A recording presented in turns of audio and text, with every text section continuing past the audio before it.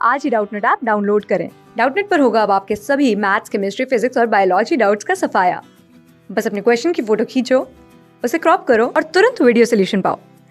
Download now. यहाँ पर हमें 4 स्टेटमेंट्स क्वेश्चन में दे रखे हैं, जिन्हें पढ़कर हमें बताना है कि इनमें से कौन से ट्रू है और कौन से फॉल्स हैं। तो करेक्ट और इनकरेक्ट स्टेटमेंट्स को आइडेंटिफाई करना है।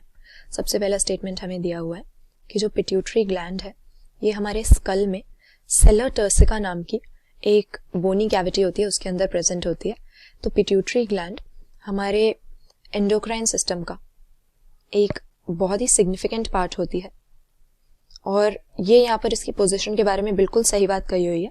सेलर टर्सिका नाम की बोनी कैविटी में ये लोकेटेड होती है और एक स्टॉक के हेल्प से हाइपोथैलेमस के साथ जुड़ी होती है। इसको भी एंटीरियर और पोस्टीरियर 2 पार्ट्स में हम डिवाइड कर सकते हैं पिट्यूटरी ग्लैंड को, जिसमें से कई तरह के हार्मोन सिक्रीट होते हैं। हमारी बॉडी फिजियोलॉजी पे उनका बहुत ज़्यादा असर पड़ता है, और हाइपोथैलेमस पिट्यूटरी ग्लैंड में से कौन से हार्मोन की सिक्रीशन को स्टिमुलेट करना चाहता है और कौन से को इनहिबिट करना चाहता है, इन चीज़ों को रेगुलेट कर सकता है। तो पिट्यूटरी ग्लैंड के बारे में बात बिल्कुल करेक्ट है कि ये सेलर टर्सिका नाम की कैविटी में लोकेटेड है।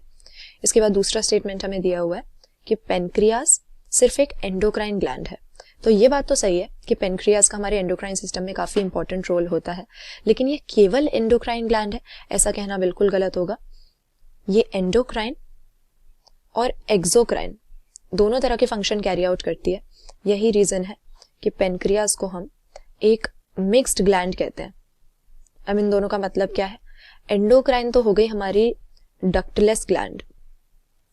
डक्टलेस से मतलब कि किसी ट्यूब्यूल के या किसी डक्ट के थ्रू ये अपनी सिक्रीशन नहीं रिलीज करती, बल्कि ये हार्मोन सिक्रीट करते हैं, जिन्हें डायरेक्टली हमारे ब्लड में पोर कर देते हैं, और हमारी ब्लड सर्कुलेशन के थ्रू हार्मोन जिस भी टारगेट ऑर्गन पे जाना चाहता है वहां पहुंच के अपना असर दिखाता है। लेकिन एक्सोक्राइन ग्लैंड्स जो होती हैं, हम देखते हैं कि वो डक्ट वाली ग्लैंड्स होती हैं, और इनकी सिक्रीशंस पैनक्रियास के केस में क्या सिक्रीट करती हैं? ये पैनक्रियाटिक जूस ये हमारे इंटेस्टाइन में पोर कर देता है पैनक्रियास, जो कि हमारे डाइजेस्टिव प्रोसेस के लिए बहुत ज़रूरी है। कई सारे इसमें एंजाइम्स प्रेजेंट होते हैं पैनक्रियाटिक जूस के अंदर, जो डिफरेंट न्यूट्रिएंट्स की ब्रेक डाउन करने में हमारी हेल्प करते हैं। तो पैनक्रियास का जो एक्सोक्राइन पार्ट है वो तो हो गया डाइजेस्टिव जूसेस सिक्रीट करने वाला, और जो एंडोक्राइन पार्ट है वो हमारी बॉडी में ग्लूकोज की होम्योस्टेसिस को मेंटेन करने वाले 2 हार्मोन सिक्रीट करता है। एक होता है इंसुलिन और दूसरा ग्लूकागॉन। तो ये स्टेटमेंट हमारा इनकरेक्ट हो जाएगा। कह रहे हैं केवल एंडोक्राइन होता है, जबकि यहाँ पर हम डिस्कस कर चुके हैं एंडोक्राइन और एक्सोक्राइन दोनों तरह के फंक्शंस पेनक्रियास में होते हैं। ये एक मिक्स्ड ग्लैंड है। तो दूसरी स्टेटमेंट हमारी जो है फॉल्स हो जाती है। आगे देखें तो लिखा हुआ है पिनियल ग्लैंड के बारे में कि पाइनियल ग्लैंड हमारी डायर्नल रिदम को मेंटेन करके रखती है। तो ये भी सही बात है। हम देखते हैं कि पिनियल ग्लैंड एक बहुत ही छोटे साइज का स्ट्रक्चर होता है, जो कि मेनली मेलाटोनिन नाम का हार्मोन सिक्रीट करता है। तो इसका सबसे इंपॉर्टेंट रोल तो डायर्नल रिदम यानी हमारी स्लीप वेक साइकिल को मेंटेन करने में है। लेकिन इसके अलावा भी मेलाटोनिन बहुत सारी चीज़ों को कंट्रोल करके रखता है, हमारे बॉडी टेम्परेचर को, फिर फीमेल्स के केस में मेंस्ट्रुअल साइकिल को, इसके अलावा पिगमेंटेशन को, इन सारी चीज़ों को पिनियल ग्लैंड से सिक्रीट होने वाला मेलाटोनिन हार्मोन रेगुलेट कर सकता है। और डायर्नल रिदम भी इसके कंट्रोल के अंडर होता है, यानी हमारे 24 आवर्स की जो साइकिल है हमारी बॉडी की। तो ये स्टेटमेंट भी सही हो गया। इसके बाद में लास्ट स्टेटमेंट में लिखा हुआ है कि ग्लूकोकॉर्टिकॉइड्स ग्लाइकोलिसिस, लाइपोलिसिस और प्रोटियोलिसिस कराते हैं। इन टर्म्स का रिस्पेक्टिवली मतलब है शुगर्स का ब्रेकडाउन, फैट्स का ब्रेकडाउन और प्रोटीन्स का ब्रेकडाउन। तो सबसे पहले तो हम डिस्कस कर लेते हैं कि हमारे ग्लूकोकॉर्टिकॉइड्स होते क्या हैं। ये हार्मोन्स का एक ऐसा ग्रुप है जो हमारी एड्रिनल ग्लैंड्स के इनर पोर्शन यानी हमारे एड्रिनल मेडुला से सिक्रीट होते हैं। और सबसे कॉमन एग्जांपल जो है ग्लूकोकॉर्टिकॉइड का, ये हो जाता है कोर्टिसोल, जिसको कॉमनली स्ट्रेस हार्मोन के नाम से भी जाना जाता है। क्योंकि ये हार्मोन करता क्या है, जब भी कोई इमरजेंसी की सिचुएशन होती है, स्ट्रेसफुल सिचुएशन होती है, उस समय पे सिक्रीट होके ये हमारी बॉडी को एनर्जी प्रोवाइड करवाने का काम करता है।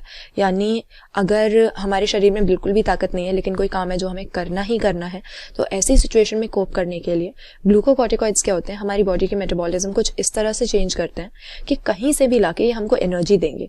लाइपोलिसिस करेंगे यानी स्टोर्ड फैट्स का ब्रेकडाउन करवाएंगे, प्रोटियोलिसिस करेंगे, ये प्रोटीन्स का ब्रेकडाउन करवाएंगे। लेकिन ग्लाइकोलिसिस यहाँ पे सही नहीं लिखा हुआ है, ग्लाइकोलिसिस तो रेस्पिरेशन के साथ एसोसिएटेड टर्म होती है, जहाँ पर इनकम्प्लीट ब्रेकडाउन किया जाता है एनारोबिक कंडीशंस में।